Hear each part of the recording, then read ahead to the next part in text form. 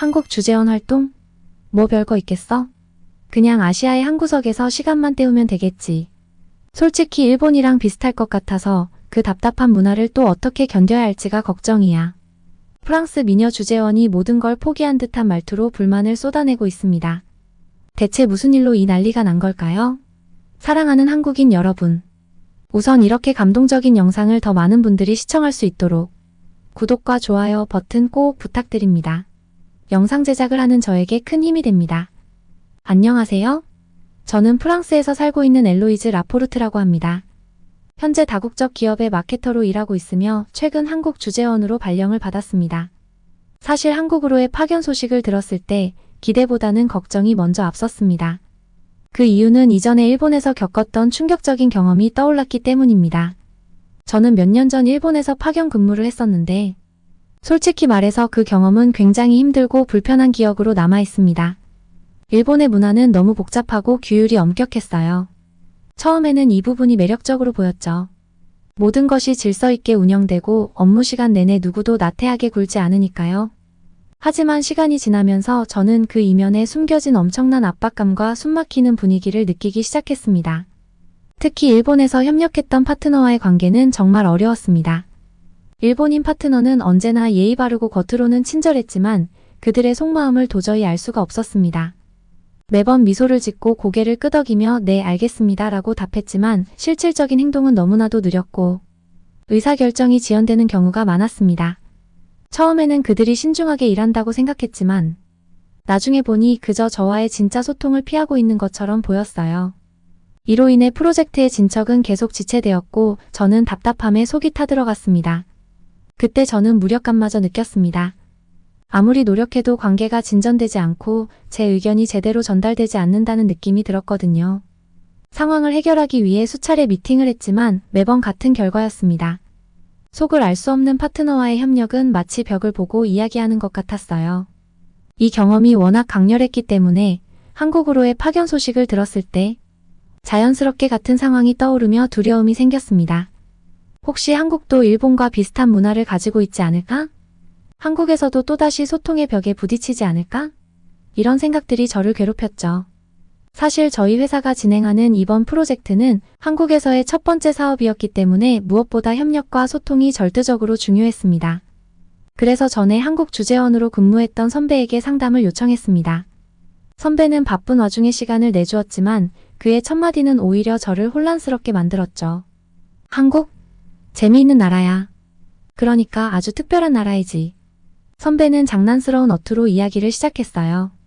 그의 말은 한국에 대한 정확한 정보를 얻기 어려웠고 저는 더 혼란스러웠습니다. 진지하게 얘기해주기를 기대했는데 선배는 계속해서 모호한 답변을 이어갔어요. 한국 사람들은 좀 직설적이기도 하고 매우 신속해. 근데 그렇지 않을 때도 있어. 그의 말을 듣는 내내 한국이 어떤 나라일지 전혀 감이 잡히지 않았습니다. 선배는 마치 이 모든 상황을 즐기는 것처럼 보였어요. 한국에 대해 장난스럽게 얘기하면서도 뭔가 기대감을 주는 듯한 분위기였지요.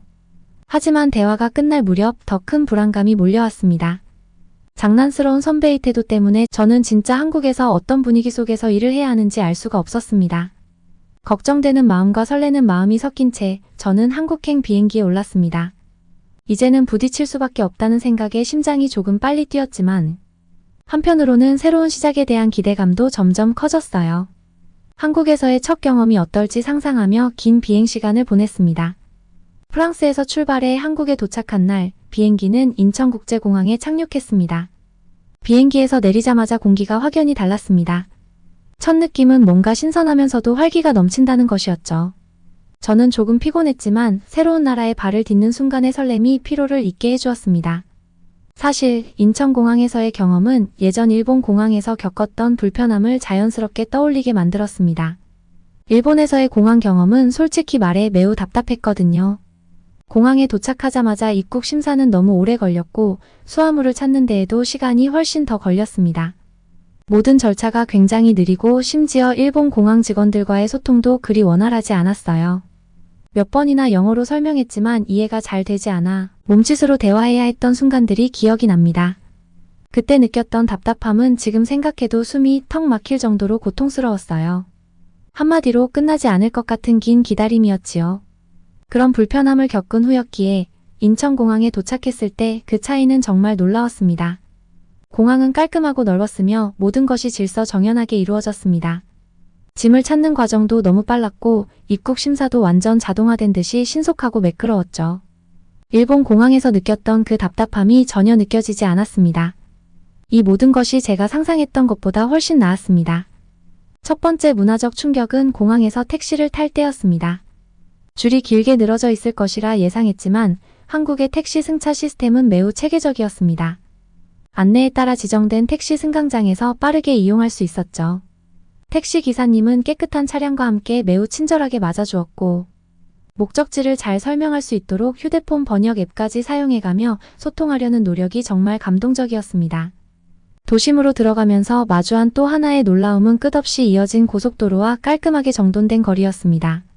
도로 위를 질주하는 수많은 차들, 고층 건물들 사이로 움직이는 사람들의 활기찬 모습이 한국의 역동성을 실감하게 만들었어요. 프랑스와는 정말 많은 부분에서 달랐어요. 한국은 정교함과 신속함이 조화를 이루는 나라였습니다. 모든 것이 빠르게 돌아가지만 그 안에서 세심한 배려와 따뜻함을 느낄 수 있었죠. 특히 일본과 비교했을 때 매우 독특한 차이점이 있었습니다. 비슷한 동아시아 문화권에 속해 있지만 두 나라의 분위기와 사람들이 대처하는 방식은 완전히 달랐어요. 일본에서의 경험을 떠올리며 한국도 비슷할 거라고 생각했지만 첫날부터 제 예상을 완전히 뒤집었습니다. 일본은 겉으로는 고요하고 절제된 질서가 느껴지지만 그 안에서 나오는 묘한 긴장감이 있었습니다. 모든 것이 표면적으로는 완벽해 보였지만 한 발짝만 깊이 들어가면 복잡한 규칙과 보이지 않는 암묵적 기대들이 저를 혼란스럽게 했죠. 일본에서는 어떤 일을 처리할 때 항상 일단 지켜보고 천천히 결정하는 경향이 강했어요. 즉, 무언가를 하려면 과하게 신중하고 절차적이어야 했죠. 한국에서는 그와 반대로 빠르고 확실한 실행력이 인상적이었어요. 사람들의 의사소통이 명확하고 정확한 게 좋았습니다. 물론 예의를 중시하는 면도 있지만 바로바로 피드백을 주고받는 그 속도감은 일을 진행하는 데 있어 정말 큰 차이였죠. 두 나라의 겉모습은 비슷해 보였지만 그 내면의 차이는 어마어마했습니다. 제가 앞으로 한국에서 펼칠 새로운 도전이 흥미진진할 것임을 느끼게 해줬습니다. 한국에서의 첫날을 축하하기 위해 동료 주재원이 저의 숙소로 찾아왔습니다. 사실 아무도 만나고 싶지 않을 만큼 정말 피곤했죠. 공항을 지나 숙소에 도착하자 제 몸은 완전히 녹초가 됐고 침대에 몸을 던지고 싶었어요. 그런데 문제는 배가 너무 고팠습니다. 밤도 늦고 나가서 먹을 힘도 없었는데 그때 동료가 웃으며 말했죠. 걱정 마, 배달앱으로 시켜 먹으면 돼. 저는 순간 멍한 표정을 지었어요. 배달앱? 그게 대체 뭐지? 프랑스에서는 배달을 시키려면 직접 전화로 주문하거나 피자집 같은 곳에서 간단하게 배달받는 게 일반적이었거든요. 그런데 어플로 가능하다고요? 저는 물었죠. 그게 뭐야? 어떻게 하는 거야? 동료는 웃음을 참지 못하며 제 스마트폰을 가져갔습니다. 이거 정말 신세계를 보여줄 때가 됐군. 배달앱은 말 그대로 앱으로 음식을 주문하는 거야. 여기선 거의 모든 음식을 배달로 시켜 먹을 수 있어. 그 말에 저는 입이 떡 벌어졌어요. 동료는 한국에서 살다 보면 배달앱 없이는 못 산다고 말하면서 제 폰에 앱을 깔고 메뉴를 보여주기 시작했어요. 저는 화면에 뜨는 수많은 한국 음식 이름들에 또 한 번 멍해졌습니다. 떡볶이? 찜닭? 이게 다 뭔가 싶었죠. 동료는 제가 당황해하는 걸 보더니 유쾌하게 웃었습니다. 배가 많이 고플 텐데 빨리 주문하자. 먼저 치킨부터 시작해볼까? 한국 치킨은 정말 끝내주거든. 너무 놀라지 마. 그리고 떡볶이도 시키자. 한국의 매운맛을 꼭 경험해봐야 해. 이렇게 말하며 자신있게 메뉴를 고르더군요. 저는 그저 동료가 시키는 대로 따랐습니다. 그런데 얼마 지나지 않아 정말 눈 깜짝할 새의 음식을 들고 배달원이 도착했어요. 저는 믿을 수가 없었죠. 이게 진짜 우리가 방금 시킨 음식 맞아? 이렇게 빨리 온다고? 프랑스에서 배달시키면 기본으로 한두 시간은 좋게 기다려야 하니 놀랄 수밖에 없었지요. 냄새를 맡자 입에 침이 고였고 동료가 치킨 한 조각을 저에게 권했지요. 저는 긴장하며 한 입 베어 물었어요. 그리고 그 순간 오마이갓, 제 입안에서 폭발하는 그 바삭함과 촉촉함에 감탄을 금할 수 없었습니다. 프랑스에서 먹던 닭고기 요리와는 너무 달랐고 이 맛을 따라할 수가 없겠다는 생각이 들었습니다. 동료는 배시시 웃으며 이제 알겠지? 프랑스 치킨이랑은 비교가 안 되지? 라면서 웃었어요. 끝내주는 이 맛에 저는 아무 말도 하지 않고 계속 먹기만 했죠. 그러다가 떡볶이도 한 입 먹었는데 매운맛이 즉시 입안에서 퍼지며 눈물이 찔끔 나는 걸 느꼈습니다. 솔직히 그 순간 머릿속에 하나의 생각만 떠올랐어요. 이것 사람이 먹는다고? 프랑스에서는 이런 맛을 상상할 수조차 없었거든요. 매콤함이 입안 가득 차오르는데 동시에 어딘가 단맛도 느껴지고 정신을 차릴 수가 없었습니다. 그 와중에 떡의 쫄깃쫄깃한 식감이 또 한 번 저를 놀라게 했습니다. 떡이라는 것도 프랑스에는 없는 식재료였으니까요. 사실 처음에는 충격적이었어요. 프랑스에서는 미묘한 맛의 균형을 중시하는 요리가 많잖아요. 그런데 떡볶이는 그와 정반대였죠. 강렬하게 매운맛이 입안에 바로 쳐들어왔습니다. 한순간 제가 프랑스에서 먹던 부드러운 크렘 브듈레나 에스카르고 요리가 그리워졌죠. 하지만 신기하게도 몇 입 더 먹다 보니 이 매운맛이 중독처럼 느껴지기 시작했어요. 고통스러운데 계속 손이 가는 그런 느낌 아시나요? 동료는 제 표정을 보며 크게 웃더니 떡볶이 매운맛을 견딜 수 있으면 그때부터 진짜 한국에 적응한 거야 라고 말했죠. 그 쫄깃한 떡과 함께 어우러진 소스는 저를 지배하기 시작했어요. 너무 맵고 눈물까지 나는데도 이상하게도 손이 계속 떡볶이를 향하고 있었죠. 식사를 마치고 나니 뭔가 활력이 넘치는 느낌이 들었습니다. 매운맛은 마치 제가 곧 한국에 중독될 거라는 예고처럼 느껴졌어요. 저는 배달음식 하나에 이렇게 놀랐는데 앞으로 한국에서 더 경험할 것들이 떠올라 조금 흥분되기까지 했습니다. 회사에서의 첫날 역시 기대 이상이었어요. 프랑스나 일본과는 확연히 다른 회사 문화가 신선하게 다가왔습니다. 동료들은 저에게 먼저 다가와 반갑게 인사를 건네고 사소한 일상부터 물어보며 자연스럽게 대화를 이어갔죠. 한국 생활은 어때요? 식사는 했어요? 이와 같은 소소한 질문들이지만 그 속에 담긴 진심과 관심이 느껴졌습니다. 업무적인 관계를 넘어 사람 대 사람으로 서로를 챙기는 문화를 가지고 있다는 사실이 점점 마음에 와 닿기 시작했어요. 특히 정이라는 개념은 저에게 새로운 경험이었습니다. 한국 사람들은 서로를 따뜻하게 보살피며 작은 배려도 아끼지 않았습니다. 동료가 차 한 잔을 내밀며 잠시 쉬라고 할 때, 점심시간에 다 함께 식사하러 나갈 때마다 그들의 따뜻한 인간미를 느낄 수 있었죠. 한 번은 제가 보고서 작성 중 실수를 한 적이 있었습니다. 중요한 자료를 잘못 입력해서 회사에서 진행하던 프로젝트의 일정이 조금 혼란스러워질 뻔했죠. 사실 그 순간 저는 얼어붙는 듯한 긴장감을 느꼈습니다. 프랑스에서였다면 아마도 따끔한 질책이나 책임 추궁이 바로 이어졌을 거예요. 그러나 예상과 달리 동료들은 전혀 다르게 반응했습니다. 실수를 발견한 순간 팀원 중 한 명이 먼저 괜찮아요. 우리가 다시 확인하고 고치면 돼요. 라며 저를 안심시키려 했습니다. 그렇게 크로스 체크를 하며 실수의 원인을 함께 찾아보기 시작했죠. 저 혼자서 문제를 처리하도록 방치하지 않았습니다. 가장 먼저 팀원 중 한 명이 이 부분이 잘못된 것 같은데 함께 검토해 볼까요? 라고 말하며 수정할 수 있는 방법을 제안했습니다. 그러고 나서 팀 전체가 빠르게 분석하고 해결책을 제시해 줬어요. 한 명은 잘못된 데이터를 교정하고 다른 한 명은 프로젝트 일정에 미친 영향을 다시 계산하면서 일정 조정을 해줬습니다. 제가 미안해하며 사과했을 때 팀장은 웃으면서 이런 실수는 누구나 할 수 있어요. 중요한 건 우리가 문제를 어떻게 해결하느냐죠라고 말하며 격려해 주었습니다. 저는 큰 부담감을 덜 수 있었고 오히려 실수가 팀원들과의 협력을 이끌어낼 수 있다는 사실에 놀랐습니다. 팀원들은 다음에 비슷한 일이 생기면 언제든지 말해요. 혼자 해결하려 하지 말고 같이 하자고요 라며 진심 어린 조언까지 해줬습니다. 이 사건을 통해 저는 한국의 협력 문화가 얼마나 중요한지를 깨닫게 되었습니다. 책임을 묻기보다는 서로 도우며 해결책을 찾는 과정에서 팀원들과의 유대감이 더욱 깊어졌습니다. 정신없고 바쁜 일상이 지속되었습니다. 한국에 적응하려고 애쓰는 것만으로도 충분히 힘든데 새로운 업무를 파악하고 동료들과의 협력까지 이어지니 몸과 마음이 점점 지쳐갔습니다. 매일같이 에너지를 쏟아부어서인지 몸이 몹시 지쳐버렸지요. 아침에 눈을 떴을 때 정말 출근할 수 없을 정도로 기운이 하나도 없었습니다. 머리가 무겁고 온몸에 힘이 빠져서 일어나기조차 어려웠습니다. 혼자 살아가는 사람은 이런 순간이 가장 힘듭니다. 낯선 나라에서 혼자 아프고 지친다는 것, 그 고독감은 이루 말할 수 없죠. 저는 침대에 누워서 내가 여기서 대체 뭘 하고 있는 거지? 라는 생각이 들 만큼 외롭고 무력해졌습니다. 저는 한국 동료 은지 씨에게 전화를 걸었습니다. 처음엔 간단히 오늘 못 간다는 말만 하려 했는데 제 목소리에서 뭔가 이상함을 느꼈는지 은지 씨는 집으로 죽을 사들고 찾아왔습니다.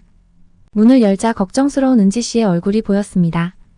그녀는 아플 때는 부드러운 죽을 먹으면서 서서히 기력을 회복해야 한다고 말했죠. 사실 저는 정말 큰 위로를 받았습니다. 그냥 하루 종일 끙끙 앓을 줄로만 알았는데 이렇게 따뜻한 마음을 나눠주는 동료가 있다니 눈물이 나올 것 같았습니다. 저의 모습을 살피던 은지 씨는 제 상태가 심상치 않다는 걸 파악하고 병원에 가자고 설득했습니다. 하지만 저는 병원에 가는 게 두려웠어요. 낯선 곳에서 의료 시스템을 이용한다는 것이 어색했고 무엇보다 병원비가 비쌀 것 같았거든요. 은지 씨가 저의 걱정을 예상한 듯 말했습니다.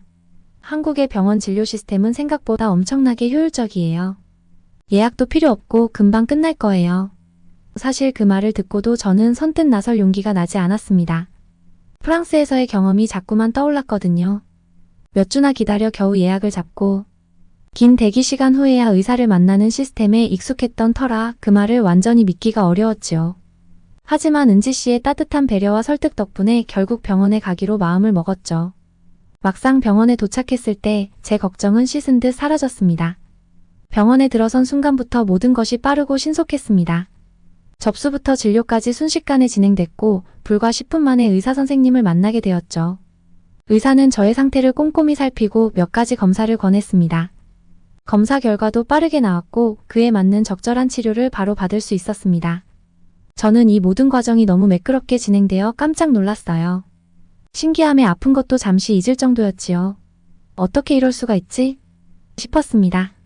진료를 마치고 바로 약국에서 약을 타는 것도 너무 편리했습니다. 프랑스에서는 의사 처방 후 며칠을 기다려야 할 때도 많은데 여기서는 그 자리에서 바로 약을 받을 수 있었습니다. 그 효율성에 감탄하지 않을 수 없었죠. 그날 밤 저는 침대에 누워 한국의 의료 시스템과 은지 씨의 따뜻한 마음에 깊은 감사를 느꼈습니다. 마음을 기댈 수 있는 든든한 지원군이 생긴 것 같았죠. 저는 한국에서의 생활이 그렇게 외롭지만은 않다는 걸 깨달았어요. 체력을 점차 회복하면서 다시 업무에 온전히 집중할 수 있게 되었습니다. 몸이 나아지니 마음도 가벼워졌고 그동안 맡아왔던 프로젝트에 다시 열정을 쏟았습니다. 이번 프로젝트는 한국 시장에 본격적으로 진출하는 중요한 단계였기 때문에 저뿐만 아니라 회사에서도 큰 기대를 걸고 있었죠. 특히 이번 프로젝트의 성공적인 체결에는 한국 동료들의 스마트함이 결정적인 역할을 했습니다. 처음에는 언어와 문화 차이 때문에 소통이 쉽지 않았지만 시간이 지나면서 한국 동료들의 날카로운 분석력과 빠른 대처 능력이 프로젝트에 엄청난 차이를 만들어냈습니다. 한국 동료들은 문제를 바라보는 시각이 매우 독창적이었고 동시에 실용적이었습니다. 그들은 단순히 문제를 지적하는 것이 아니라 어떻게 효율적으로 해결할 수 있을지를 즉각적으로 제안했죠. 무엇보다 그들은 현지 시장의 흐름을 읽는 데 탁월했습니다. 복잡한 시장 데이터를 분석하면서도 그 안에서 기회를 포착하는 신속한 판단력은 언제나 저를 놀라게 했습니다. 예를 들어 어느 날 중요한 회의에서 현지 고객층의 변화를 어떻게 대응할지 논의하고 있었는데 한국 동료는 데이터 기반 분석으로 현지 소비자의 숨은 니즈를 정확히 짚어냈습니다. 본사에서 미처 생각하지 못했던 세부적인 전략 수정을 제안했고 그 덕분에 프로젝트는 한층 더 성공적으로 진행될 수 있었습니다. 한국 동료들의 문제 해결 능력도 인상 깊었습니다. 프로젝트가 예상치 못한 문제에 부딪혔을 때 그들은 당황하지 않았습니다. 그들의 창의적인 사고는 어려운 상황에서도 프로젝트가 흔들림 없이 진행될 수 있게 했습니다. 결국 프로젝트는 성공적으로 체결되었습니다. 본사와 현지팀의 긴밀한 협력 덕분에 한국 시장에서 중요한 발판을 마련할 수 있었고 저는 이번 성공이 한국 동료들의 스마트함과 날카로운 판단력 없이는 불가능했을 거라는 것을 절실히 깨달았습니다. 저는 전에 한국에서 근무했던 선배 주재원에게 연락을 했습니다. 선배님, 한국 사람들은 말씀하신 대로 정말 재미있는 민족이에요. 저는 웃으며 그동안 있었던 일들을 떠올렸습니다. 처음에는 모든 것이 낯설었지만 점점 그들의 똑똑함과 유연함에 놀라고 있어요. 선배가 한국에서 겪었던 이야기들이 이제야 하나씩 이해가 되기 시작했습니다.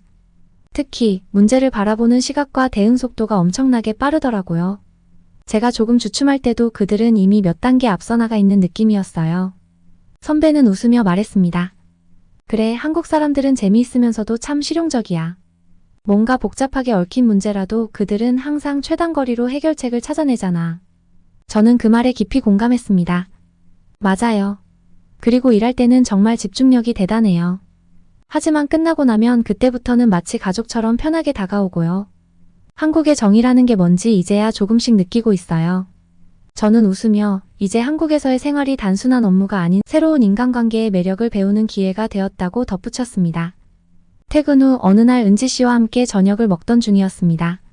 우리는 회사 일과 최근 일상에 대해 이야기하다가 은지 씨가 아주 특별한 활동을 하고 있다는 이야기를 꺼냈습니다. 우리 회사 동료 몇몇이 함께 모여서 어려운 이웃을 돕는 활동을 하고 있다는 내용이었습니다. 은지 씨는 미소를 지으며 말을 이어갔습니다. 처음엔 그저 동료들끼리 친목을 다지기 위해 시작한 소모임이었다고 했습니다. 그런데 어느 날 그 모임에서 건강이 좋지 않은 이웃 어르신에 대한 이야기가 나오면서 상황이 달라졌다고 설명했습니다. 그 어르신은 혼자 사시는데 건강이 많이 악화되어 병원에 입원해 계신다고 했어요. 예전에는 본인보다 더 어려운 이웃들을 돕던 분이셨는데 안타깝게도 지금은 돌봐줄 가족도 없고 병원비도 부족한 상황이라고 설명했습니다. 그 이야기를 듣자마자 모임 멤버들이 다들 한마음으로 돕기로 결정했다는 내용이었습니다. 말하는 은지 씨의 얼굴은 밝고 선한 빛으로 반짝였습니다. 은지 씨와 동료들은 퇴근 후에 시간을 내서 그 어르신의 병문안을 가고 병원비와 생활비를 모으기 위해 자발적으로 돈을 모으기 시작했다고 했습니다. 그리곤 자기가 할 수 있는 일이 있으면 서로 돕는 게 우리에겐 당연한 일이고 이것이 바로 한국 사람들의 마음이라고 웃으며 말했습니다. 은지 씨는 제게 모임에 가입을 제안했습니다. 그 모임은 동료들이 함께 모여 음악을 연주하며 기부금을 모으는 활동이었습니다. 우리는 밴드를 결성해서 작은 공연을 열고 그 수익금을 기부하는 방식으로 하고 있어요. 나중에 이 돈으로 병원비와 생활비를 지원하고 있죠. 몇 명은 악기를 다룰 줄 알고 나머지 동료들도 노래를 부르거나 도움을 주고 있어요. 저는 그 이야기를 듣고 깜짝 놀랐습니다. 음악을 통해 이웃을 돕는다는 생각이 매우 인상적이었거든요. 은지 씨는 저에게 눈을 반짝이며 말했습니다. 사실 같이 참여하면 좋을 것 같아서 이야기를 꺼냈어요.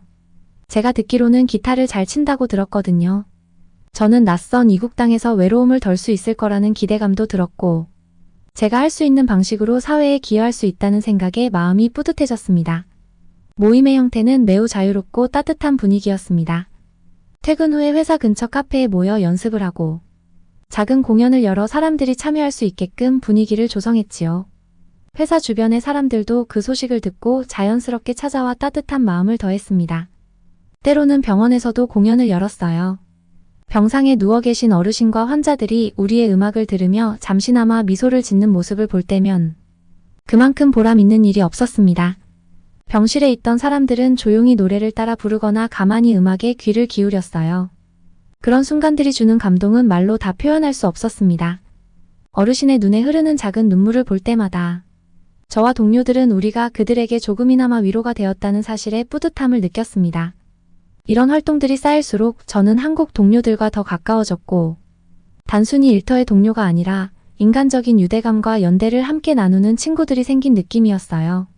주재원으로서 지내는 한국에서의 생활은 생각했던 것보다 훨씬 더 깊고 의미 있는 경험들로 가득했습니다.